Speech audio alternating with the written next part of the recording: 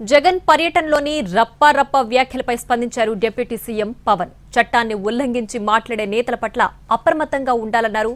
డైలాగులు సినిమా వరకే బాగుంటాయని, ప్రజాస్వామ్యంలో ఆచరణలో పెట్టడం సాధ్యపడదని అన్నారు. ప్రజల్లో భయం, అయోమయం రేకెత్తించే వ్యాఖ్యలు చేస్తే కఠిన చర్యలు తీసుకుంటామని హెచ్చరించారు.